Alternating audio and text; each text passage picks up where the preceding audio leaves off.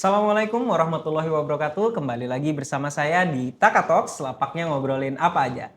Isai kabar sahabat Taka? Buen, Alhamdulillah. alhamdulillah. Terima kasih sebesar-besarnya untuk sahabat Taka semua yang masih setia menonton talk show ini hingga episode kali ini.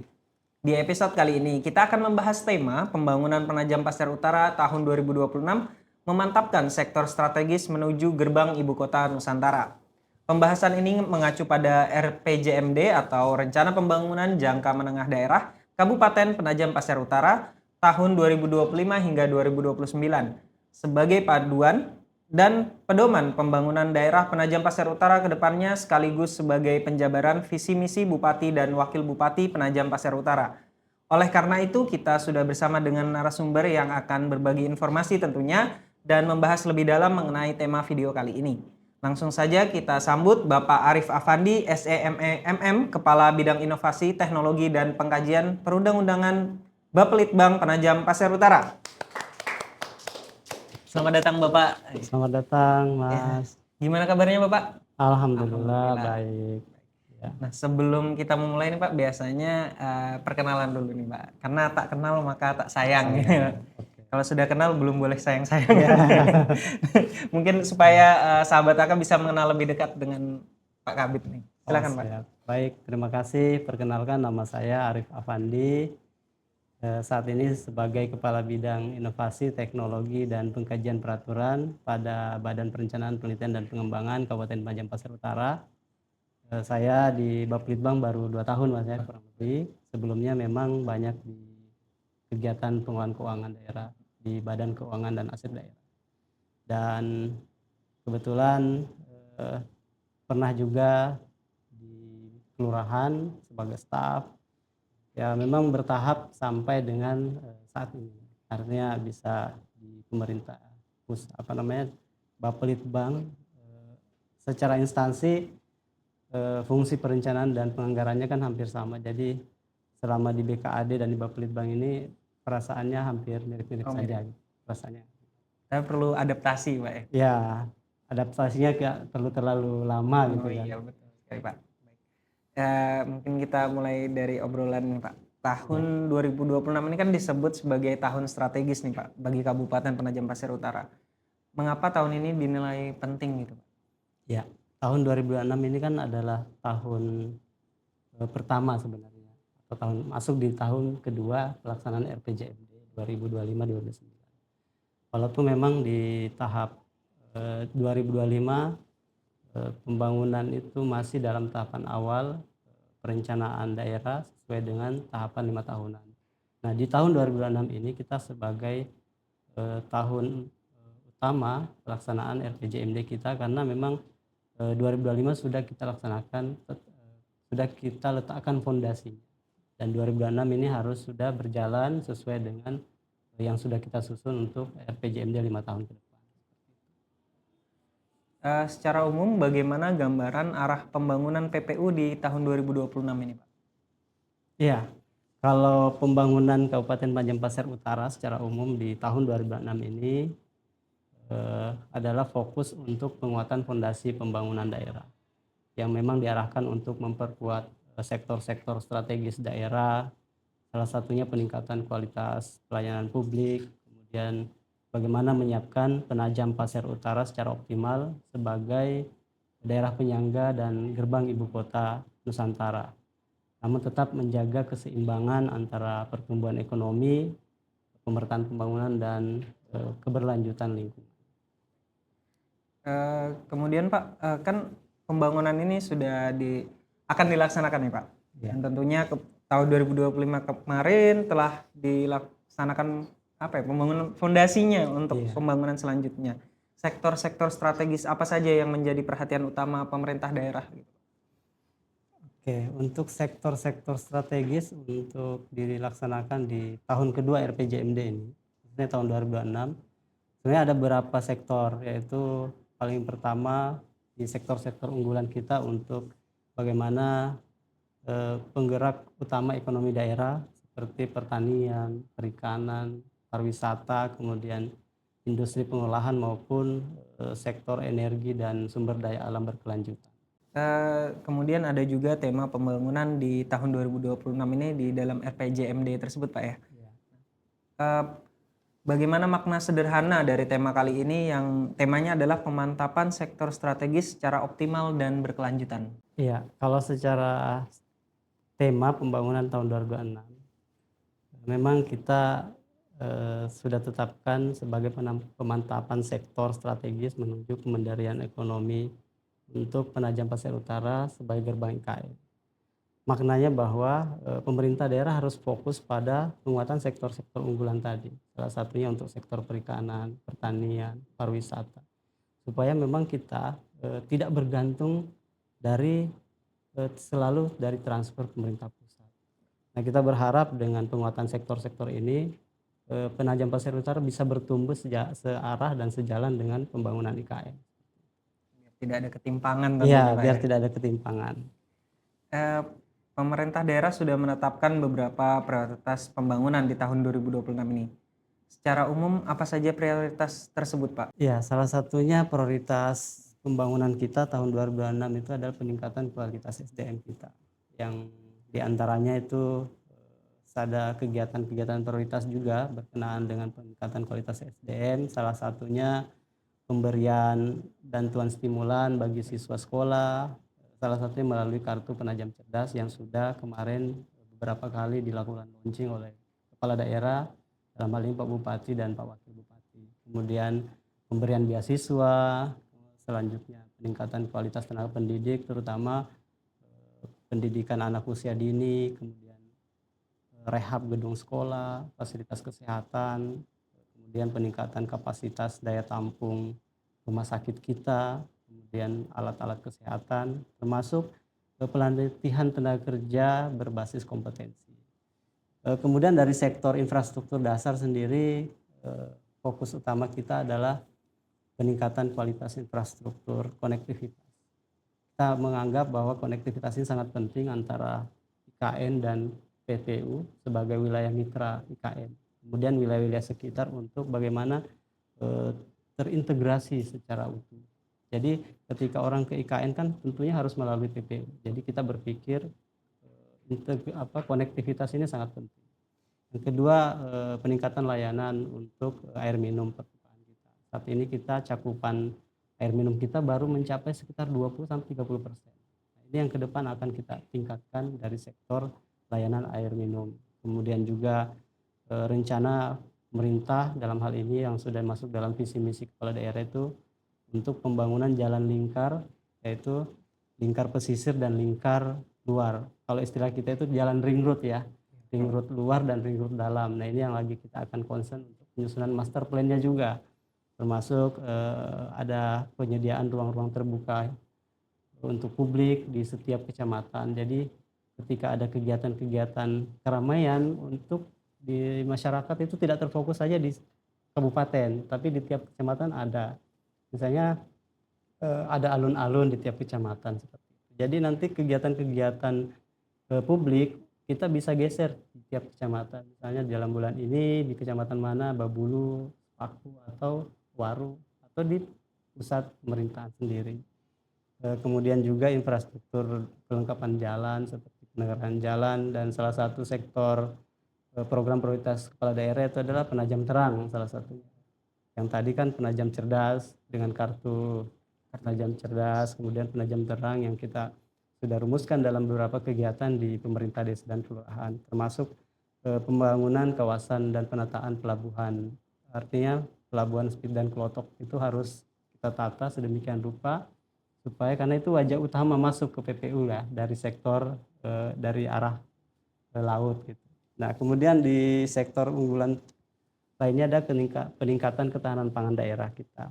Salah satunya program yang kita laksanakan adalah subsidi pupuk, kemudian penyediaan bantuan alat pertanian modern bagi kelompok tani, dan revitalisasi sarana prasarana RPH kita, kemudian juga peningkatan kualitas dan kapasitas gudang penyimpanan cadangan pangan, termasuk penyediaan cadangan pangan pemerintah. Dan kemudian juga bagaimana pengelolaan dan pemasaran hasil perikanan, dan pengembangan diversifikasi pangan kita. Salah satunya juga peningkatan kualitas dan kapasitas sumber daya air pertanian yang memang ini sangat urgent juga karena supaya sektor pertanian kita yang berjalan secara terus-menerus, sektor pengairannya harus kita pikirkan juga. Karena kita saat ini kesulitan di sistem pengairan pertanian. Nah, kemudian yang lainnya terhadap ekonomi kerakyatan kita seperti revitalisasi pasar. Kemudian bagaimana upaya pemerintah daerah menjaga stabilitas harga pangan dan melalui pengendalian inflasi. Kemudian pemberian modal bantuan UMKM, pembangunan koperasi merah putih, dan ini memang sejalan dengan program pemerintah pusat yang saat ini lagi gencar-gencarnya pembentukan koperasi merah putih yang di setiap desa kelurahan sudah terbentuk struktur kepengurusan dan saat ini sudah dalam tahapan pembangunan fasilitasnya. Dan mudah-mudahan di tahun ini juga sudah selesai semua dan bisa segera berjalan untuk menopang perekonomian di tingkat desa dan kelurahan. Salah satunya juga pemberian pelatihan dan pengembangan bagi pelaku UMKM kita dan pemberian sertifikasi halal produk bagi olahan UMKM dan juga pengembangan kawasan industri bulu minum. Nah, ini penting juga karena sektor unggulan kita itu bagaimana salah satu tadi sektor pengembangan infrastruktur industri pengolahan ya, karena di kawasan industri bulu minum ini yang memang sudah kita tetapkan menjadi sentra industri dan mudah-mudahan ini bisa segera rampung dan kami di Bapelitbang lagi proses penyusunan master plan kawasan industri yang nantinya akan menjadi roadmap investasi juga kita susun dan untuk menarik minat investasi masuk. Tadi saya dengar tentang Iya, lebih banyak tentang peningkatan SDM gitu Pak. benar. Jadi prioritas utama. Selain SDM-nya ditingkatkan dengan pelatihan dan berbagai macam beasiswa dan sebagainya gitu Pak. Nah, tapi juga fasilitas yang diberikan juga seperti pembangunan sekolah tadi Pak ya, kelas-kelas seperti itu. Nah, mengapa peningkatan kualitas SDM tersebut menjadi prioritas utama di pembangunan 2026 ini Pak? Iya, pembangunan SDM itu sangat penting jadi hal yang utama karena untuk membangun sebuah peradaban itu kan tentu dari sumber daya manusianya dulu. Kita punya teknologi canggih tapi kalau sumber daya manusianya tidak mampu akan sesuatu yang miris juga. Jadi harus sejalan juga. Jadi memang SDM ini sangat penting karena untuk membangun sebuah peradaban yang besar tentu manusianya dulu kita bangun. Kemudian yang lainnya menyusul. Infrastruktur juga tetap kita pikirkan. Tapi bagaimana sektor pembangunan manusia ini bisa kita optimalkan untuk membangun hal-hal yang memang sangat dibutuhkan oleh masyarakat saat ini. Dan tentu juga salah satunya supaya pelayanan pemerintah kepada masyarakat itu bisa lebih optimal juga. Kalau sumber daya manusianya biasa-biasa saja, artinya harapan masyarakat kepada pemerintah tentu juga kurang kurang respect lah menurut kita. Dalam arah kebijakan 2026 ini Pak, PPU kan juga sebagai memiliki branding city yang baru, city branding yang baru ya, itu Gerbang Nusantara. Selaras dengan pembangunan IKN gitu Pak ya. Iya. Apa arti posisi ini bagi pembangunan daerah Pak? Artinya Kabupaten Penajam Pasir Utara sebagai gerbang Nusantara ini sejalan dengan visi misi kepala daerah kita dan di dalam RPJPD kita juga untuk perencanaan 20 tahun ke depan itu sudah mencantumkan istilah gerbang Nusantara.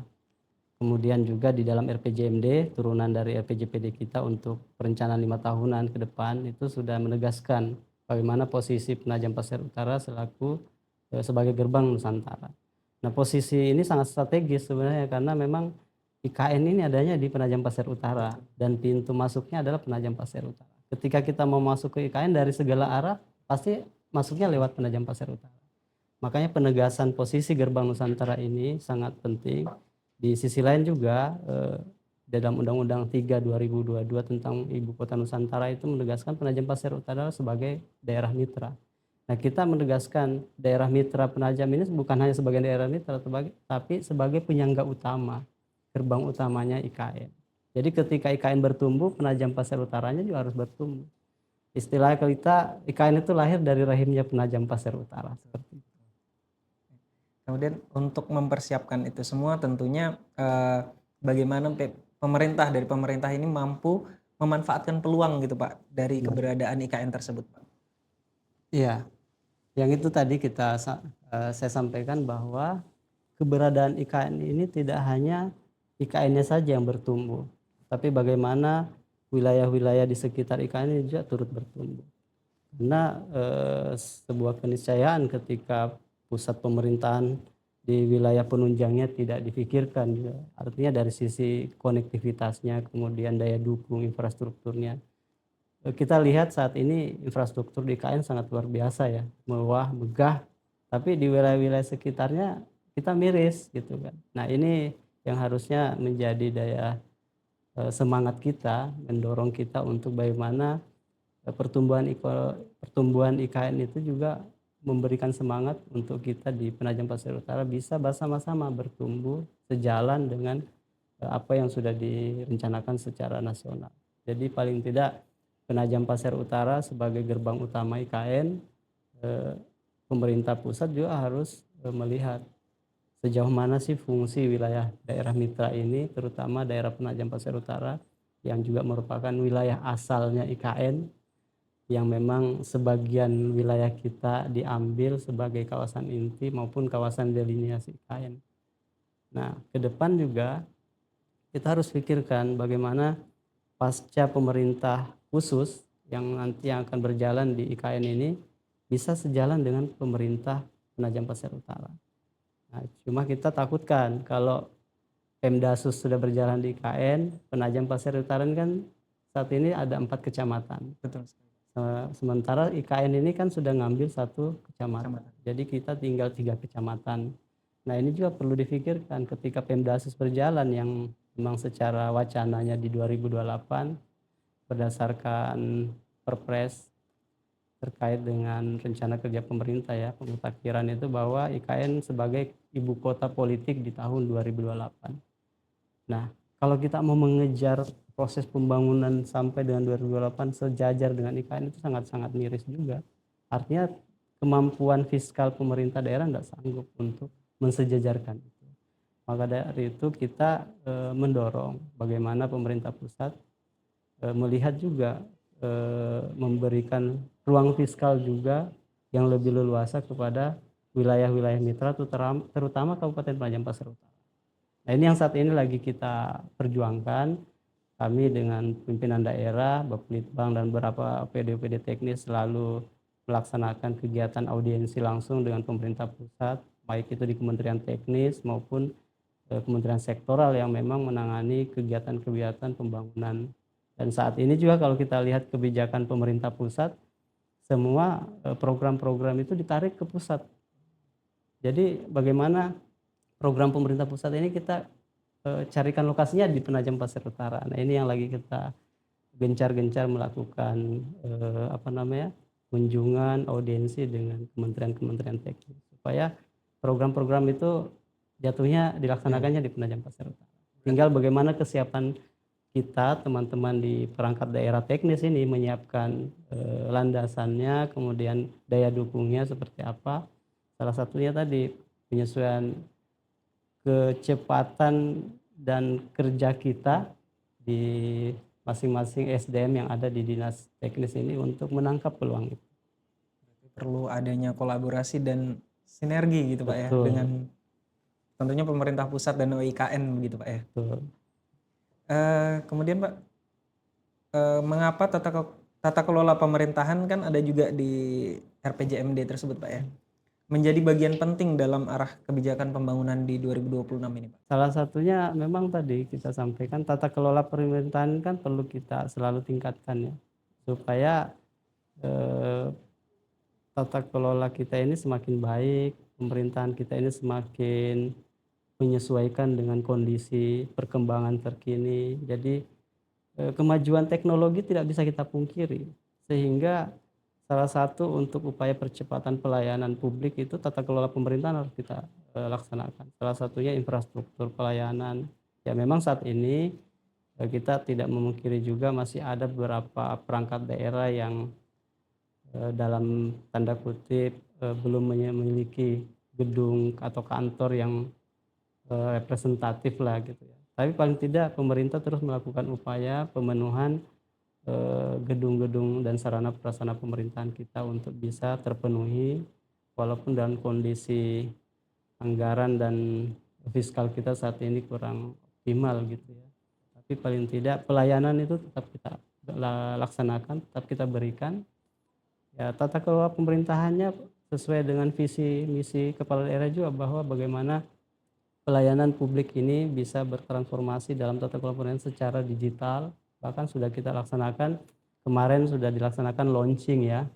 Jadi ada launching MPP digital, itu salah satu yang mempermudah tata kelola pemerintahan supaya masyarakat nggak perlu jauh-jauh datang ke kantor, dia sudah terlayani kebutuhannya dalam MPP tadi. Kemudian integrasi pelayanan ini sangat penting juga secara digital. Nah, peran teman-teman di Dinas Kominfo sebenarnya nih ya, bagaimana pelayanan tata kelola pemerintahan secara digital ini bisa ditingkatkan. Kemudian juga salah satu penilaian tata kelola pemerintahan yang baik itu bagaimana standar pelayanan pemerintahan berbasis elektronik ya, atau SPBE kalau kita istilahkan sekarang. Walaupun sekarang di aturan yang terbaru sudah menggunakan skema PMD ya, pemerintahan digital. Nah, ini salah satu upaya pemerintah pusat dan kita di pemerintah daerah mengejar ketertinggalan kita dalam sektor pelayanan publik, terutama layanan pemerintahan. Tadi dibahas tentang MPP atau Mall Pelayanan Publik tersebut Pak ya. Iya. Boleh dijelaskan nggak Pak sedikit itu apa sih Pak? Iya, nah Mall Pelayanan Publik ini salah satu platform layanan digital yang disediakan pemerintah daerah yang saat ini memang dilaksanakan oleh teman-teman Diskominfo. Bagaimana dalam Mall Pelayanan Publik digital ini dalam satu platform itu tersedia layanan publik yang dibutuhkan masyarakat, misalnya proses perizinan. Kemudian ada beberapa layanan perizinan, pelayanan publik yang ada dalam satu platform itu, sehingga kita buka aplikasi itu, masyarakat misalnya mau bikin KTP cukup dari situ, tidak perlu datang ke kantor Dukcapil, kemudian ingin mengurus perizinan usaha cukup dari situ, udah terintegrasi. Nah nanti ini yang pelaksananya adalah kalau secara layanan gedung dan sarana prasarana itu nanti dinas perizinan ya, DPM PTSP, tapi secara digitalisasinya nanti Diskominfo, jadi terintegrasi juga. Nah ini salah satu kita upaya mengejar penilaian untuk peningkatan nilai indeks SPBE kita juga sebenarnya. Jadi semuanya sudah berbasis digital. Salah satu juga pelaksanaan Astacita pemerintah sebenarnya, karena di dalam Astacita itu bagaimana peningkatan layanan secara digital, layanan pemerintahan secara berbasis digital. Memudahkan untuk Lebih memudahkan masyarakat. Pertama kan sekarang mulai Gen Z, milenial itu kan Pak mageran gitu. Betul. Tinggal klik-klik gitu lebih gampang gitu Pak ya. Jadi ketika ada MPP tadi memudahkan masyarakat tentunya dan tidak perlu jauh-jauh gitu Pak ya. Karena kan kecamatan di daerah Penajam ini kan luas dan jauh gitu Pak. Betul. Kemudian bagaimana peran Bapelitbang dalam menyelaraskan berbagai program pembangunan daerah seperti itu Pak? Ya, tentunya kita di Bapelitbang mengambil peran terkait perencanaan secara makro ya. Tentunya yang menjadi pijakan kita adalah dokumen perencanaan daerah, baik itu RPJPD yang 20 tahun, kemudian RPJMD yang 5 tahunan, yang juga RKPD yang pelaksanaan perencanaan tahunan. Dan ini harus selaras juga dengan Renstra perangkat daerah. Jadi bagaimana kita menselaraskan dan sinergi program yang sudah kita susun untuk 20 tahun, kita turunkan menjadi program kegiatan 5 tahunan, termasuk program tahunan yang kalau RPJMD itu kan selaras dengan Renstra ya. Renstra Rencana Strategis Daerah perangkat daerah yang disusun untuk 5 tahun. Kemudian RKPD program tahunan yang merupakan penghijauan tahan dari RPJMD 5 tahunan yang sejalan dengan Renja perangkat daerah. Nah ini yang menjadi kegiatan tahunan yang harus kita laksanakan. Jadi kita bagaimana upaya Bapelitbang terus bersinergi, kemudian mengelaborasi teman-teman perangkat daerah untuk betul-betul melaksanakan perencanaan dan penganggaran itu sejalan dengan dokumen perencanaan yang sudah ada. Kemudian apa harapan dari Bapelitbang tentunya Pak terhadap sinergi antar perangkat daerah dalam pelaksanaan pembangunan? Tentunya harapan kita untuk pembangunan sinergi ini ke depannya kita lebih keberlanjutan ya. Keberlanjutan bagaimana perangkat daerah dapat terus melaksanakan kegiatan-kegiatan sesuai dengan dokumen perencanaan yang sudah kita susun. Artinya dokumen perencanaan ini tentu tidak terlepas dari apa yang sudah diagendakan secara 20 tahun tadi, kemudian 5 tahunan dan secara tahunan. Dan tentu juga harus diselaraskan dengan RPJMN, Rencana Pembangunan Nasional 5 tahunan. Nah, ini harus sama-sama sejalan karena saat ini pemerintah pusat itu setiap tahun sebenarnya ada evaluasi perencanaan pembangunan. Artinya selaras antara program pemerintah pusat, provinsi, dan kabupaten. Nah, itu ada program-program prioritas namanya. Nah, setiap tahun itu ada kegiatan-kegiatan prioritas yang kita susun dalam RKPD kita. Dan mudah-mudahan perangkat daerah dengan keterbatasan fiskal saat ini juga memang agak sulit juga ya kalau kita mau penuhi semua kegiatan yang ada. Ya, paling tidak kegiatan utama dan kegiatan prioritasnya itu bisa berjalan. Itu yang kita harapkan, sinergi Bapelitbang sebagai koordinator perangkat daerah yang mengelaborasi perencanaan makro, tapi secara teknisnya masih ada di masing-masing perangkat daerah melaksanakan secara teknis kebijakannya. Dari beberapa program prioritas tadi Pak ya, apakah tentunya akan berdampak dari efisiensi anggaran dan keterbatasan fiskal tadi itu Pak? Ya, memang saat ini kalau kita lihat kebijakan pusat terhadap transfer ke daerah itu kan ada penyesuaian. Di 2025 kemarin, awal tahun 2025 ada impres tentang efisiensi. Jadi dari alokasi APBD kita 2,4 ada efisiensi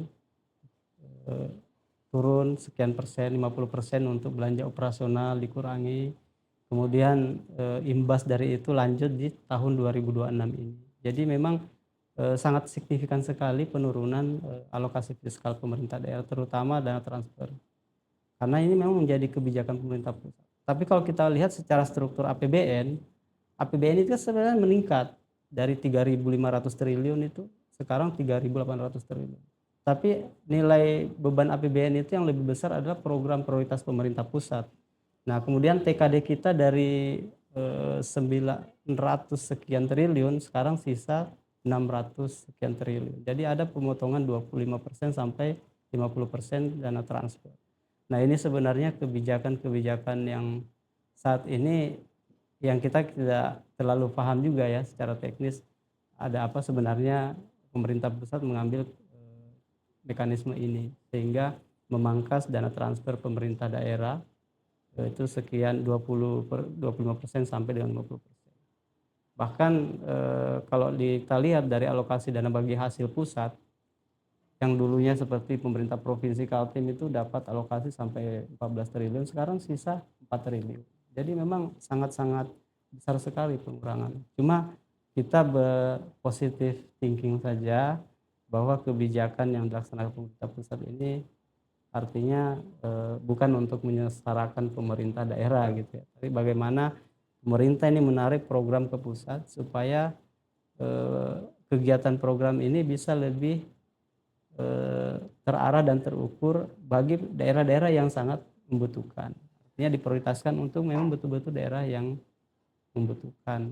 Makanya dari itu kita saat ini Pak Kepala Daerah kita intens melakukan audiensi dengan kementerian-kementerian supaya program yang dari pusat ini tertarik semua ke daerah kita untuk dilaksanakan. Lokusnya kan mereka di pusat itu hanya menganggarkan saja ya, membuat programnya, tapi lokusnya kadang mereka belum punya.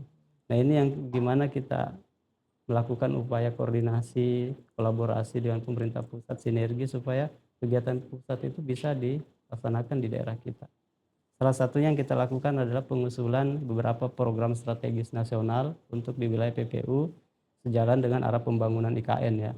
Kemudian ada kita usulkan untuk rencana kawasan strategis nasional. Jadi upaya-upaya kita ke depan untuk sinergi program dalam keterbatasan anggaran ini, bagaimana intensitas kita untuk menjalin komunikasi dan koordinasi dengan pemerintah pusat, dalam hal ini Kementerian Teknis. Satu lagi nih Pak terakhir.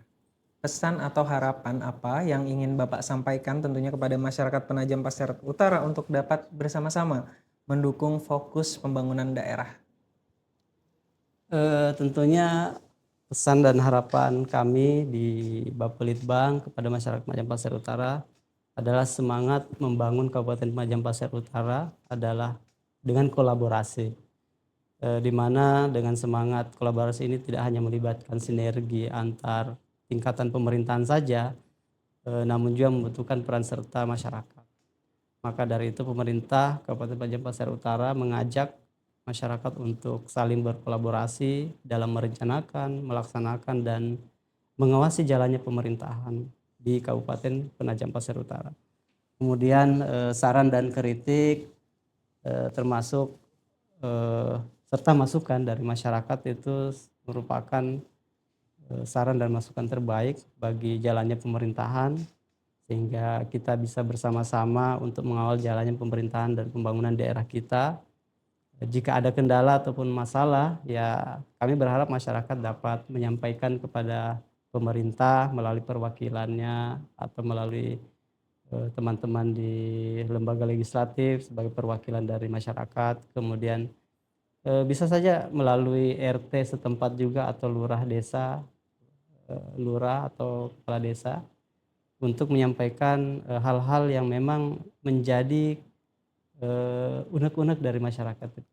Jika melihat sesuatu yang kurang pas di masyarakat atau pelayanan pemerintah yang kurang optimal, ya disampaikan secara terbuka. Karena kita tidak menutup diri juga ya, pemerintah tidak menutup diri dari kritik, saran, dan masukan yang sifatnya membangun. Tentunya kolaborasi ini sangat penting supaya roda pemerintahan ini bisa berjalan dengan optimal, maksimal, karena tidak akan ada pemerintahan kalau tidak ada masyarakat. Tidak ada masyarakat kalau tidak ada pemerintah gitu ya. Tidak teratur tentunya. Tidak teratur. Pak. Akhirnya kolaborasi sangat penting. Kita berharap juga sinergi semua pihak, bukan hanya masyarakat juga, tapi semua perangkat pemerintah. Kita karena perangkat pemerintah adalah bagian dari masyarakat juga kan. Jadi kita harus sama-sama berjalan seiring, memberikan masukan, kritik yang membangun untuk bisa intinya membangun Penajam Pasir Utara ini sejajar dengan daerah-daerah yang lain. Terutama bagaimana Penajam Pasir Utara sebagai gerbang utama IKN, gerbang Nusantara, harus punya posisi yang strategis, posisi tawar yang baik di mata masyarakat secara nasional maupun internasional. Itu yang kami harapkan. Pemerintah sangat terbuka gitu Pak ya, dengan berbagai saran. Selaras dengan apa yang digaungkan oleh kepala daerah kita, yaitu kolaborasi gitu Pak ya. Saya mungkin saat ini sudah sampai di ujung video gitu Pak ya. Saya ingin mengucapkan terima kasih sebesar-besarnya kepada Pak Kabid yang telah meluangkan waktu di tengah kesibukannya saat ini. Karena udah janjian lama nih, tim sibuk Bapak. Nah, semoga sehat selalu Pak, sukses Amin, terus. amin. Baik. Terima kasih juga kepada sahabat Aka yang sudah setia menonton hingga akhir video ini. Semoga obrolan kita saat ini bermanfaat kepada sahabat Aka semua. Terima kasih, jangan lupa like, follow, comment, share, dan subscribe akun-akun media sosial Humas KPPU yang ada di bawah. Bapelitbang juga ada Pak ya media sosialnya?